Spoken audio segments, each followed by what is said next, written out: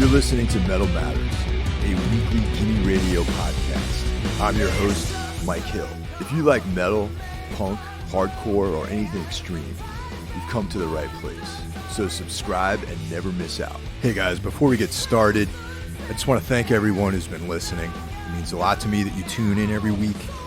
And I'm having a lot of fun doing the show. And I'm glad you guys are enjoying it. Furthermore, I'd like to thank everyone out there who shared on social media. I see the difference, and it means a lot to me.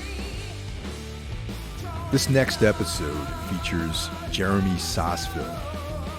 Most likely you know him as a guitar player in Black Anvil, but he also has another project called Sanhedrin. They're a great band, and all the hours I spent traveling across Europe and the United States with Jeremy, having those discussions about 70s heavy metal, it came to no surprise to me that Sanhedrin sounds the way they do. They're a great, relatively new band, and I hope everyone out there goes and checks them out. If you like the show, once again, please share on your social media. If you want to follow me on Facebook, it's Michael Hill. If you want to get at me on Instagram, it's Michael_DC_Hill. Those are my two primary social media outlets, and I'm on Twitter. Never really do much on Twitter. Everything's kind of automated to post on there, just because I'm not even really on Facebook that much. Basically just post up about the podcast and check messages, things like that. But nonetheless, those are my two methods of contact. If you guys want to drop me a line, make some suggestions about things you want to hear, and all that kind of stuff, please feel free. And how many years ago did you join Black Anvil? I joined in May of 2012, so 7 years ago. Initially as a fill-in guitar player. They got offered some dates, and Gary, who was the only guitar player at the time, was unable to do them, and so Rafe called me out of the blue and was like, hey, can you help us out? So I tried out, and while we were on that tour, it was with Watain, which is why they didn't want to turn it down. Yeah, definitely not. Because you're like, yeah.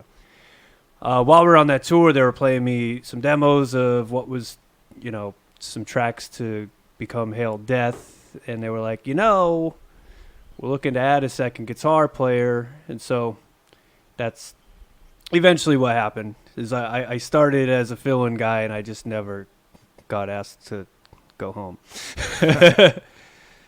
So yeah, now it's been 7 years. Yep. Gary has left the band. Yep. And Travis Bacon has joined as the other guitar player. Yeah.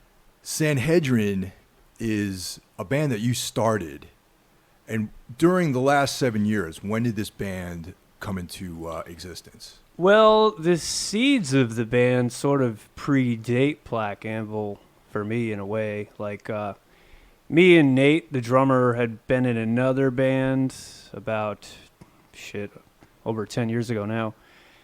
And that band broke up, but me and him, through that band, sort of realized that we had like a songwriting connection with each other. And so we were always just jamming together when we had free time, and then we were trying out different people, different scenarios, and then eventually he had this friend he worked with at Brooklyn Academy of Music. They're both because Nate's a stagehand, and Erica was at the time a stagehand, and he brought her in, and that's when it's actually started.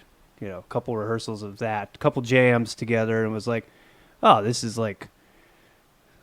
feels like the most together version of whatever shit we were doing at the time. And then we wrote a few songs together, and then it just sort of built from there.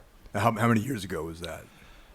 Like 2014 maybe, because we put out our first demo in 2015, and we had been playing together for, probably about half a year by then.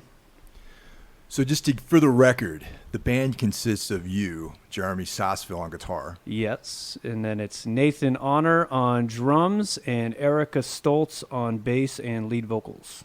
And Erica was in a band prior to this too. That was like some people, would be familiar with that name, I believe. Lost Goat, yeah. So if you're from the Bay Area or any number of, they were road dogs in like the early 2000s, from what I gather. So yeah, everywhere we go, there's usually a few Lost Goat fans, and then particularly when we flew out to San Francisco, I think like early 2018 to play like a show there, and in Oakland, and it was like, holy shit, like everybody came out because they just were like, Erica, Yeah, that they were part of that sort of like Ludacra. Yeah. Hammers of Misfortune. Actually, Amber Erica Asylum. was in the original lineup of Hammers of Misfortune for, I guess, their demo, from what I understand. I could have that wrong, but there's a ton of great bands from that area. Yeah. Actually, I don't know if were you in Black Anvil when there was supposed to be a tour with Mayhem, Tombs, and Ludacra and Black Anvil. I don't know. It was like it might have been that one was a long doesn't time sound ago. familiar. Yeah, Mayhem canceled, and then it just ended. Oh up wait, being, I didn't know Ludacra was going to be part of that. Yeah. I feel like I was downwind from that. That was when Mayhem was not yet. They were like trying to get themselves back together the way they are now, but they hadn't quite gotten there yet, or something. Yeah, exactly. Yeah. Like they were still like still more or less obscure, almost with some people. Like they remember reading about Mayhem, but they hadn't put out any of the records they put out since then. Okay. So stylistically, knowing you personally, we've been on the road together and talked about music, and I kind of know, musically where a lot of your influences come from. When I heard Sanhedrin, I was like, yeah, this is like pretty cool. I get that a lot. Yeah. Like people are like, oh yeah, that makes sense that you would play a band that sounds like that. So where does the inspiration come from? I mean, like let's maybe share with some of the listeners like what kind of stuff like informs the music that you're writing right now. It kind of, there was no plan, because right now there's like this sort of boom with so-called traditional metal going on with a lot of people, which is working out in our favor for sure.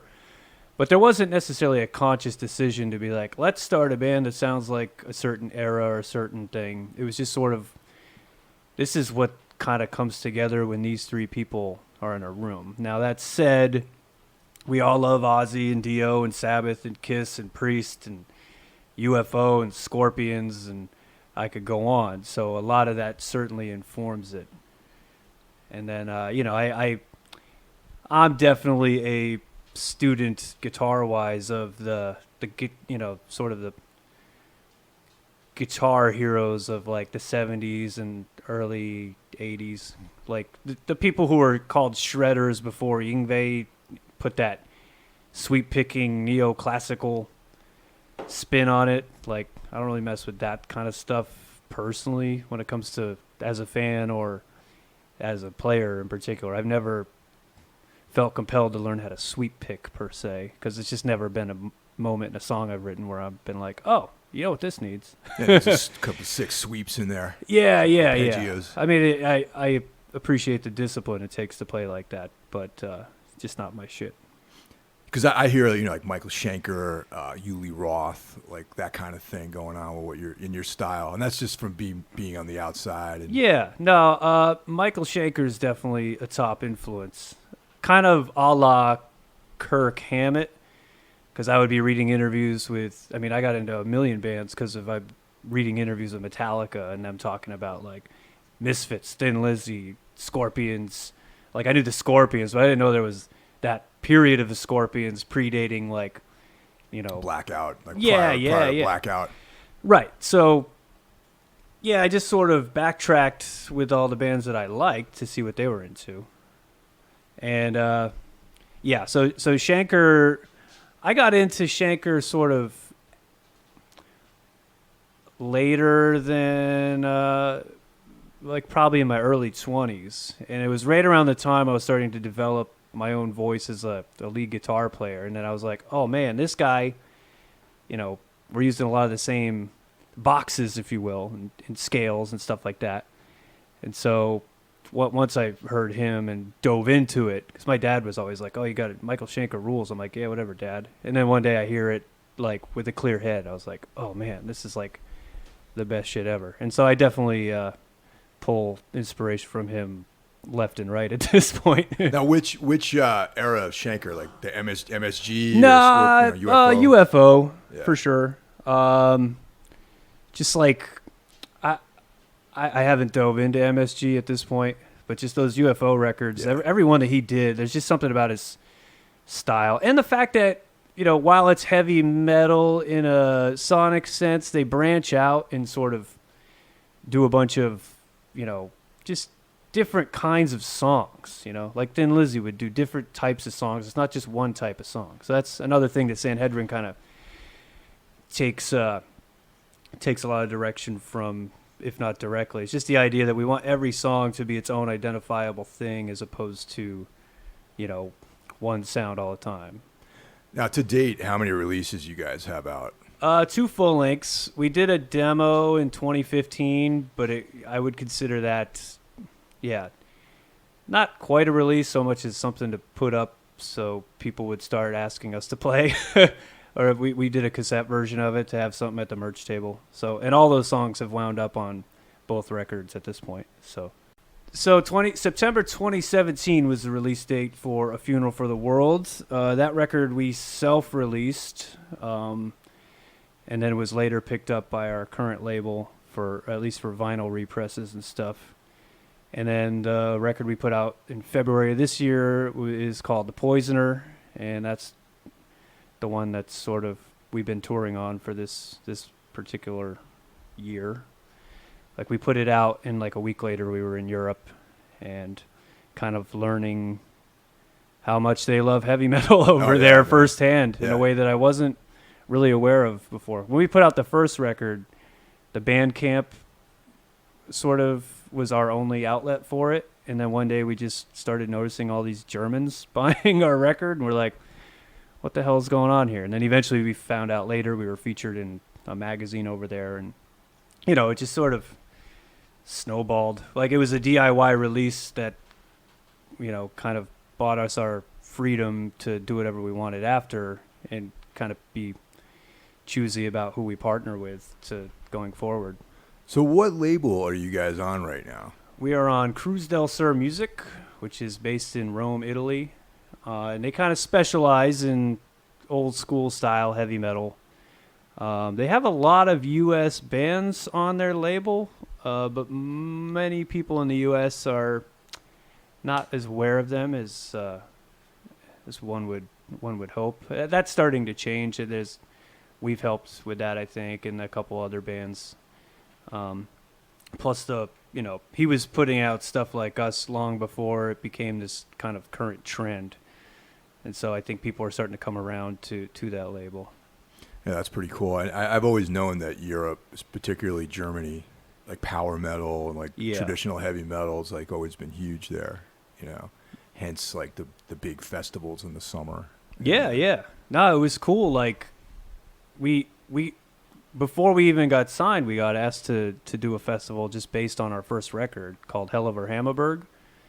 And I don't know if you saw that photo I put up with me and Uli John Roth. Well, I was going to lead into that. So what's the deal, man? How was that going over there? What's the whole story? So yeah, we got hit up from the guy who works for Deaf Forever magazine. His name is Wolf, and he was like, "I run this." You know, that's a sick name, by the way. Of course, yeah. So we put out the record, and then he contacted us a few days after. We're like, "Where the hell are all these German orders coming from, like in terms of exposure? How did all these people find out about us?" And then he's like, "Hey, my name's Wolf. I featured you in this magazine I run," which I had never heard of because I have a limited breadth of knowledge at the time over what was going on over there. And he's like, "I run this festival called Hell Over Hammerberg. We'd love for you guys to play." And then I was like, I checked out their website and their Facebook page. I was like, "Oh, this is like legit." I'm like, "This is pretty cool." And so we were like, "Yeah, sure, we'll play the festival." And then his response was, "Cool, thank you for accepting. By the way, we think you should be signed to a strong European metal label." I was like, "Well, so do we. You know anybody?" And that's who introduced Oh, us wow. to Enrico, who we deal with now. That's awesome. Yeah, so it's all been this sort of like super organic process of like starting from the garage essentially and just slowly kind of things falling almost magically into place. That's great, man. And so, yeah, we got with Cruz del Sur, came to a deal where he would repress our album through his label, the first album. And then it was sort of a handshake deal that he would put out our second album. And then while we were working on our second album, it was like, you should have this ready by February of next year so that you can do a tour around this festival, which was weird. I've never done a record where you kind of have a projected deadline like that. And then, yeah, so we went over there. We went to Germany, and third show of the tour is Hell Over Hammerberg. We're playing the main stage in front of about 1,000 people, and I was surprised at the percentage of them who knew the words to our music. It was like a dream in a way. That's awesome. awesome. It was very surreal. It was awesome. Like Yeah. it wasn't, but yeah, it was just like, it was like, you get on the airplane in New York and you're a guy who's, working his day job, and, you're just going to Europe with your friends to play some shows, and then you get on stage, 3 days into a tour, and you're living this experience that you equate to, something much bigger than that. Yeah. It was awesome. So. And how was the tour? Were you guys headlining all the dates, or you packaging? It was a co-headline tour with this band Gatekeeper, who are on the same label as us. And yeah, the idea was like, hey, let's put you guys on a tour together. If you're both they were playing the festival as well. Yeah. And so the tour in general was pretty good, particularly mainland Europe. We did play the UK, which is tough, as you know. Oh yeah. How many dates in the UK did you play? 4 dates in the UK. Yeah. And so there was a lot. Towards the end of the tour, there was some brutal travel. Like, we went from Germany to Greece. We had to fly to Greece. I was going to say, you must have flew, right? Fly to Greece, played Up the Hammers Festival, which was really awesome. And then a day off in Athens, which was cool. And then we fly to the UK, 4 dates in the UK, and then, last show, rush everything into the van, drive, I think it was like 9 hours to Mannheim for the show the next day. Dude. So Yeah. by the time the tour was done, we were toast, like, energy wise. But it was just what the band needed, I think, to kind of take us. If you had a management company that was like, this is how you, go start a record cycle, it was the way to do it. Put out the record, and a week later you're over in your best market, getting in their faces. And I feel pretty strongly about our live show that, compared to like the sound you hear on the record and stuff. So things went well. Yeah. So now that travel from Athens to England to London, I imagine you guys flew into Gatwick Airport or something like that. Probably. It was Gatwick. Yeah, so I know that route, man. And then, but the tour started in, I think, like Manchester or something. Oh man! So we get picked up in London, Jesus, but then man. we had to drive up to, was it Manchester? I don't know. Maybe it was. We played Newcastle, Glasgow, and London. Maybe it must have been Manchester. Yeah, it was Manchester. Yeah, we Now played that flight though, the flight on that into Gatwick Airport, is it Yeah. one of those flights where there's no assigned seats? It's like a flying bus kind of. No, we had assigned seats. We Oh, all right, sat yeah. together. It was Ryanair, which is not well renowned and well regarded, but we were just like, just get us there. One time, I've only been to Athens once, but the route we actually did it reverse. We flew out of London from Gatwick into Athens, and we were on some cheapo flight where there's first come, first serve seating. Oh, wow. It was like a flying bus. It's like the almost. Greyhound. It was like the Greyhound, Wow. flying Greyhound. It was, or even like a flying Peter Pan bus or Yeah. something like that. For all you listening who think that what we do is super glamorous, just No. You're basically like treated like a homeless guy when you're. yeah. We essentially are a homeless guy. Crashing on bunk beds every night and eating whatever people were generous enough to feed you. All these years, I never really figured out what they like in England. You know what I mean? It's like, Yeah. You commented that some of those shows were like, maybe London was probably good. London was right? good. It was also free, so that helped. Okay. But it was right in Camden. Like it was Yeah. it was a good show. Yeah. But I've never, in the last like 2 decades of touring, I've never really figured out what people in England like, really.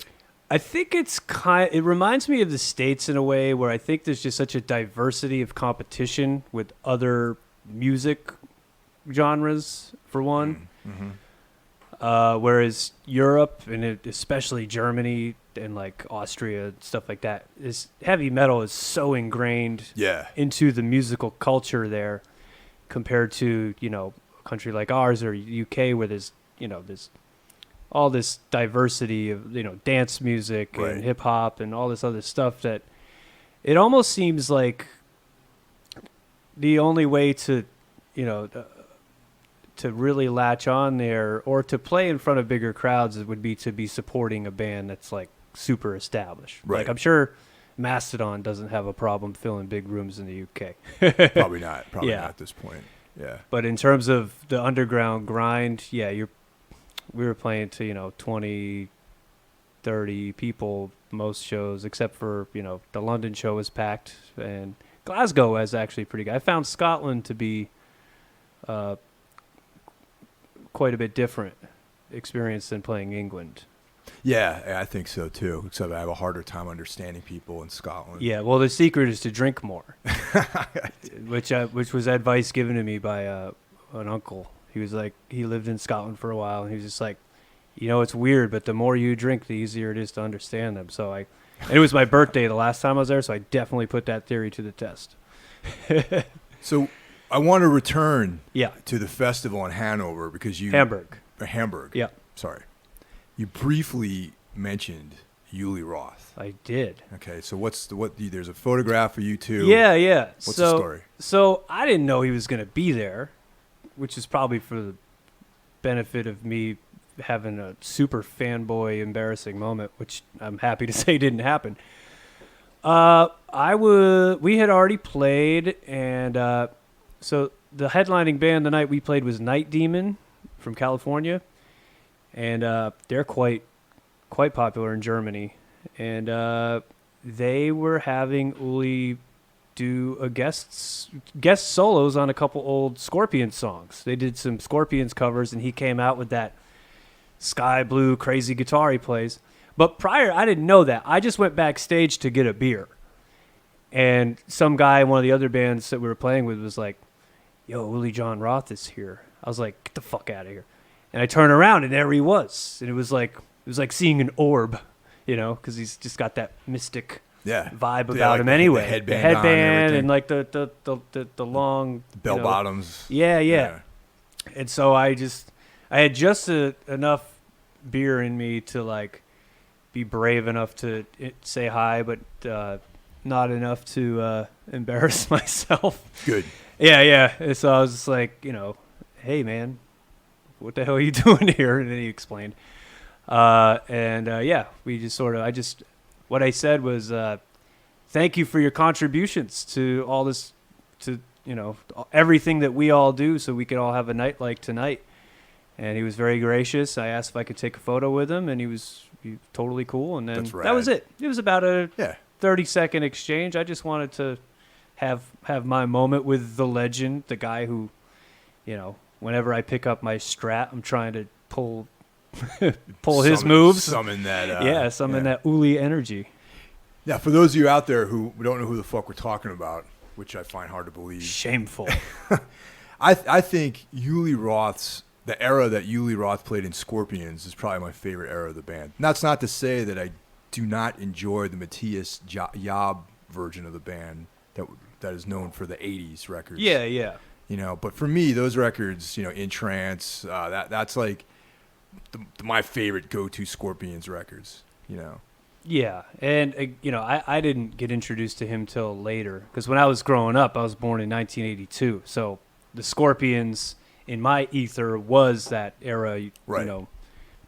The Jabs era, and it was all perfectly good stuff. But then when I went back, kind of like when I went back and learned about UFO, once I wanted to dig deeper into this music, you dig deeper into those Scorpions records with Uli Roth, and you're just like, oh damn, it's a totally different animal in so many ways. Yeah, it's like Hendrix with like that classical European like vibe. But there's definitely like a psychedelic thing going on. Maybe because of the Strat and the whammy bar. Yeah. I think his approach was it was just like Hendrix was from outer space, and then Uli Roth was sort of taking that alien approach to guitar playing, but also that European refinement to it that was, I mean, at the time he was doing it, it was pretty much unheard of. Yeah. Yeah. And like I similar to you, I mean, I found out about the Scorpions about like Blackout and all those records. Yeah. And but I was lucky where at the small town of Carmel, New York that I grew up in, we had proximity to Trash American Style in Danbury, which is like a punk underground, record store. Oh, cool. And then there was a local thing called the Book and Record Store. What they sold. They sold books and records. And whoever was the buyer for music there was totally on the same page that I would eventually be on. Apparently. Okay. So he was like they had future Conan. you. Yeah, he was a future me. They had Conan, Lord of the Rings. Nice. Comics. Like trade paperbacks, not individual, like collected editions of stuff. Yeah, yeah. And then the rock section had, Motorhead, all those like old school like Scorpions records, the Ramones, like stuff like that. A lot of that would have been probably imports too. Yeah. Yeah. So I got a lot of it was like that the nice price, like $4.99 or whatever. Yeah, so yeah. I think I got Virgin Killer. Oh wow. For like $4.99 or something, and that's. So once I heard Blackout, I went back and I was like, all right, this is like, I have to know everything about this band. Right. They had cassettes and all this stuff. But yeah, that's always been my favorite era of the band. So it's cool that you met him, man. Yeah. Duh, trust me. Yeah. So you mentioned when I first arrived here, you mentioned that you guys are going back to Europe again. Yeah, a couple times. So as of today's July 21st as we're recording this. We're going to Headbangers Open Air we're flying out this week. We're playing July 25th for this outdoor festival. From what I'm told, it's this guy who just owns some property about 20 miles outside of Hamburg, like a farm, and he's a metalhead, and so he just does his Field of Dreams every summer. That's great, man. And so the day we play, Queensryche is actually the headliner, and so that is a band that I can directly cite as an influence, at least to me, with Sanhedrin and in general. So it'll be really cool to kind of share a bill with them. And it's not like we're playing first and then 8 bands later they're playing. We're like 2 bands apart. Nice. Yeah, so I'll get to play and then, put on a dry shirt and then grab a beer and then watch Queensryche play to finish out the night in Germany. And then in September, which is probably more relevant to anyone listening, is we're going on tour with Spirit Adrift in Europe for about 2.5 weeks. I think it starts September 12th. And I'm looking forward to that kind of pairing. It's kind of serendipitous. Black Anvil played one of the first ever Gatecreeper shows. Okay. So we've known them. I've known them at least peripherally for a long time, and then we played with them in Europe, and now my other band Sanhedrin will be playing their first ever European tour, Spirit Adrift's first European tour, which features at this point like 2 or 3 guys that are also in Gatecreeper. Oh, so cool. Yeah. I only know the name. I'm not that familiar with their music. Is it? Yeah, it's sort of. It's like I would call it like heavy metal doom. Okay. It's like Candlemass or something like that? Yeah, Candlemass. A little more... it's like Candlemass, but also you could tell it's informed by more modern stuff like Paul Bearer or Chemist. Oh, okay, yeah. I don't know if they cite either of those bands' influences, but it's along similar lines, but more, metal influenced than either of those 2 bands. Yeah, those other 2 bands are a little... they're less metal and more like whatever, like kind of like Torch or something like that. Yeah. Where Spirit Adrift is more like, you can tell they love Metallica and Iron Maiden and also like Thin Lizzy and stuff like that. It's very, very cool, riff oriented, but still big, roomy sound. Nice. You know, Should check them out. Yeah, not so thrashy. Yeah. Their new record in particular, I think, is the best stuff that they've done so far. Nice. So that's what they're going to be touring on coming up. And is there any new material in the works right now? Yeah, kind of always. Good. Yeah, Sanhedrin kind of makes it a point to rehearse even when we don't have stuff going on. I've been in other bands where it's like we'll rehearse when there's a show or a tour, or we want to start writing the next record or something like that. Whereas Sanhedrin's always sort of writing the next record. So I would say right now we have about 3 or 4 songs that are at least skeletally there. Not vocally, maybe not details, but stuff where we're starting to figure out the direction and just, yeah, our goal, I think a realistic goal would be sometime in 2021 having our 3rd album out. Nice. Which works out well because 2020 has a lot of Black Anvil stuff lined up, it seems. So nice. That's good. Yeah. That approach to writing, I find when I talk to other people that do it that way, it seems like the material has more of a bandwidth of different things going on. You know what I mean? Like if sometimes bands are like, oh yeah, we're in this next month we're gonna write our new album. Yeah. And then everything kind of sounds like similar because you're in that same mindset. You know what I mean? Yeah. I could see where that happens. Yeah. Well, I mean, there are times where like you can bust out 6 songs in like a month. Right. And then there are times where it takes a song 6 months to be written. Exactly. Or to be even figured out skeletally where you're like, oh, okay. Or maybe it takes that long to figure out that song's not going anywhere. Yeah, totally. That's another option too, yeah. Yeah, so I think with us, it's cool to work that way because it's also, when you're just rehearsing set lists or rehearsing, yeah, like right now we're rehearsing set lists for tour dates primarily, but at the end of those rehearsals we'll take a 5 or 10 minute break and be like, hey, let's go back to that stuff we were working on, some new stuff, because it's important to all 3 of us to just have that going on. It's sort of what we all agree that's the most rewarding part about being in the band together, is the process of creating this music. You know, playing it live's great, putting out a record you're proud of is definitely awesome. But the process of just congealing the pieces together to get to the point where there is none of that without the songs. Yeah, so.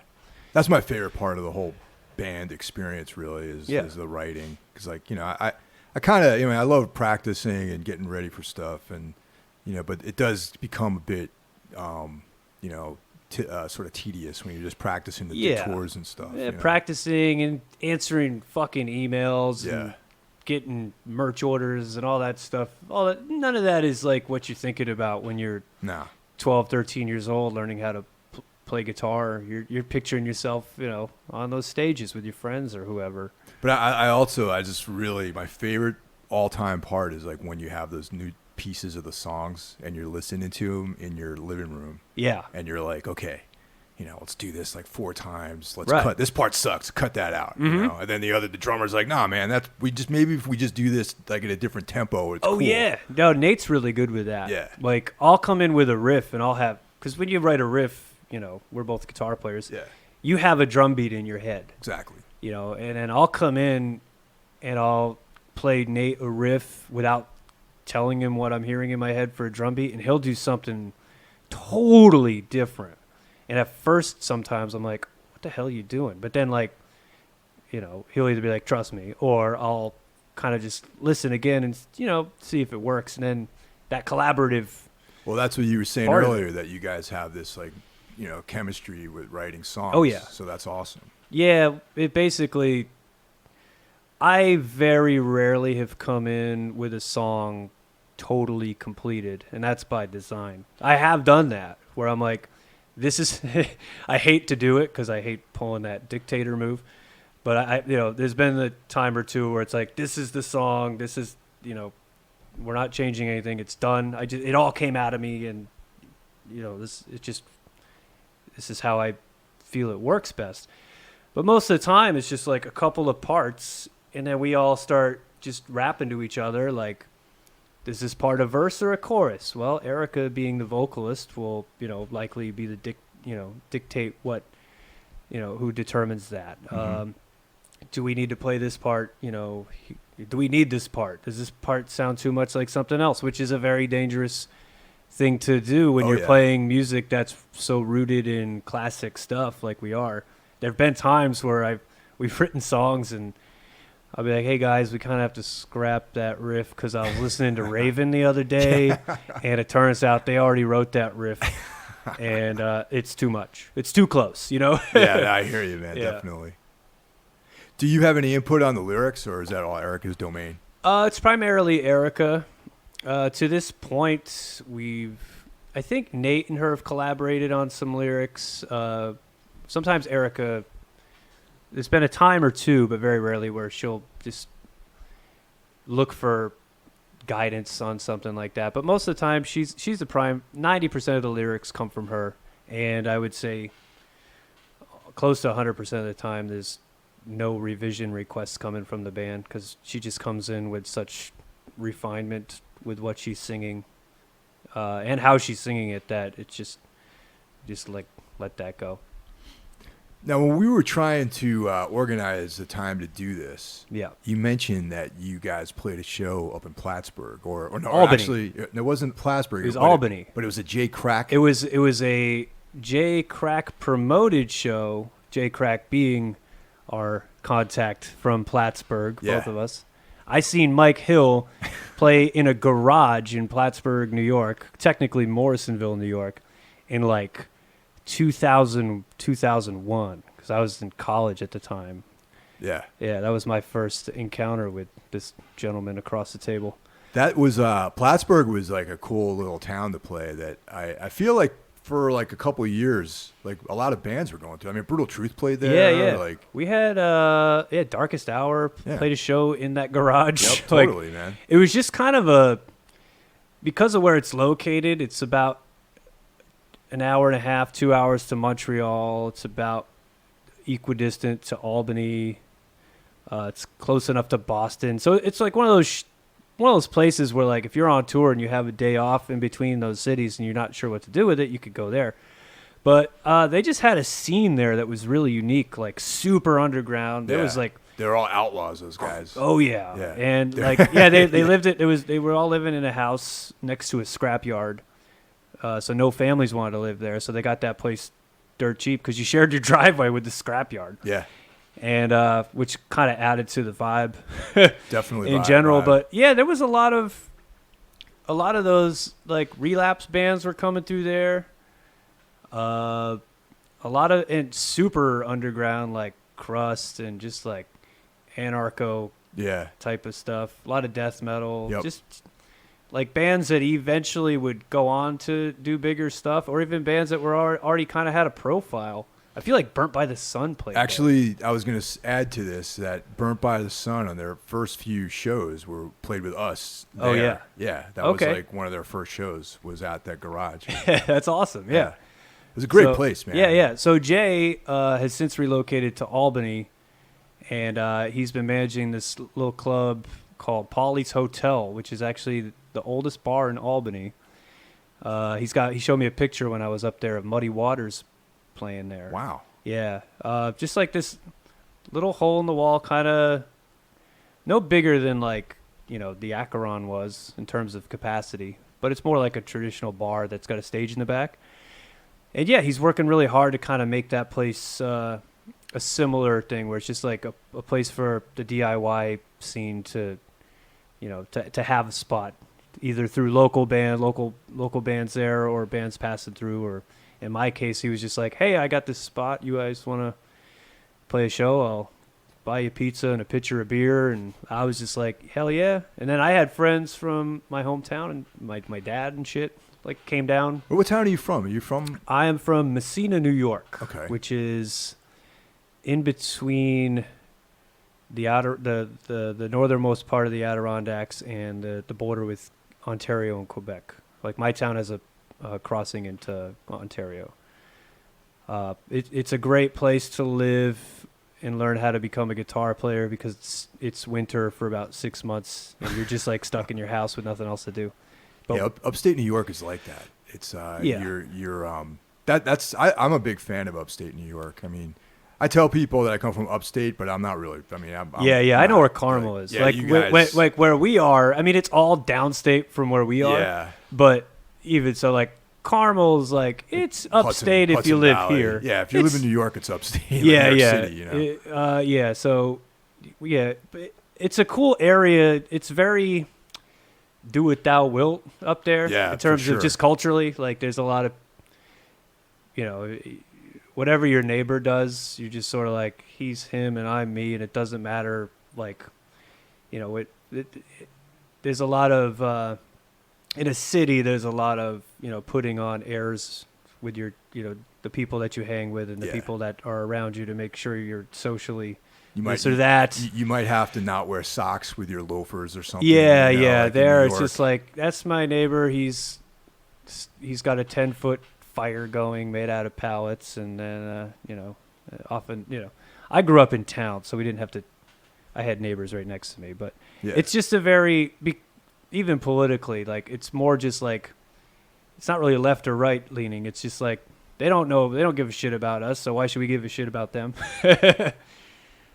But yeah, just a very kind of unique area of the country that most people don't even think about or know about. I'm glad Crack is out there doing stuff in Albany, because Albany can be a really tough town to play in. You know what I mean? If you're not, of a specific genre of music there. I know that like in the years I played in Albany, it's been like a very kind of tough guy, hardcore dominated. It was, world. Especially in like the late 90s, early 2000s. Yeah. There was a scene there for sure. And, death metal shows I think did pretty good there. Yeah. But yeah, it's been like this like kind of tough town to gig in though, if you're doing something different It's than that. upstate in general to me has always been hit or miss. And I think a lot of it comes down to how well curated the show is, whether or not you're competing, God forbid you're competing with like a show at the Chance or something in Albany. Well, Albany, the Chance is in Poughkeepsie, but if Soulfly's playing in Poughkeepsie the night you're playing Albany, like you're kind of screwed. Yeah, that's.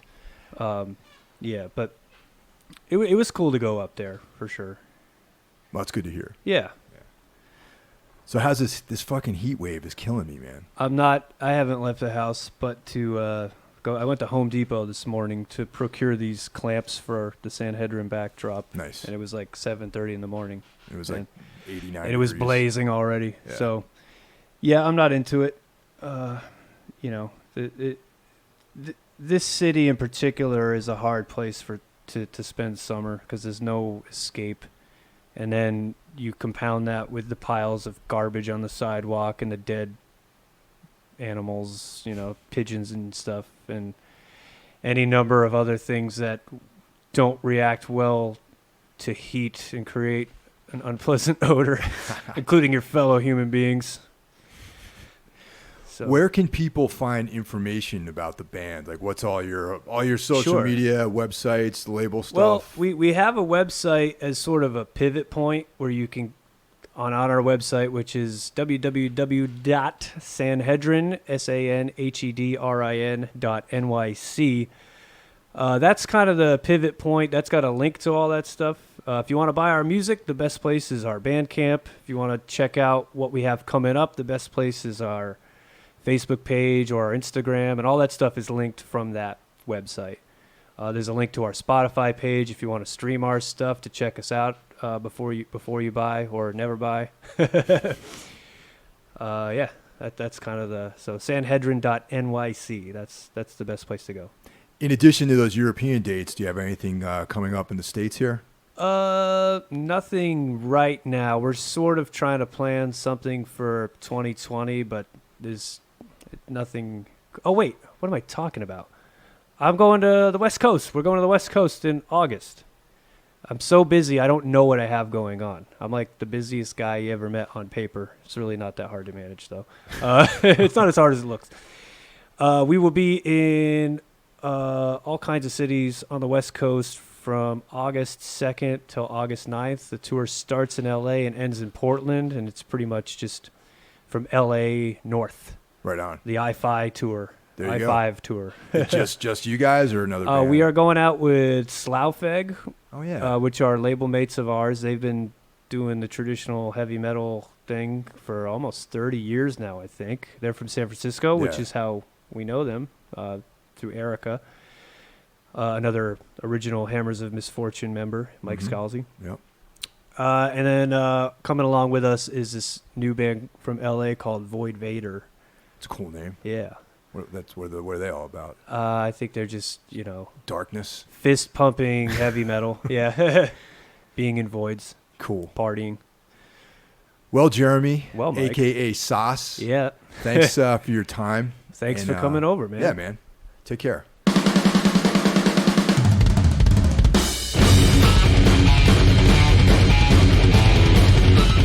Well, that's it for this week's episode of Metal Matters, a Gimme Radio weekly podcast. Tune in next week and see what we have in store for you. The show is available on all streaming platforms, Apple Podcasts, iTunes, Spotify, etc. Also, be sure to check out Gimme Radio, streaming on the web, iOS, or Android, for one of the best metal communities, exclusive merch, interviews with artists, and so much more. I'll catch you guys next week. Take care. Be a strike, don't even find that you're not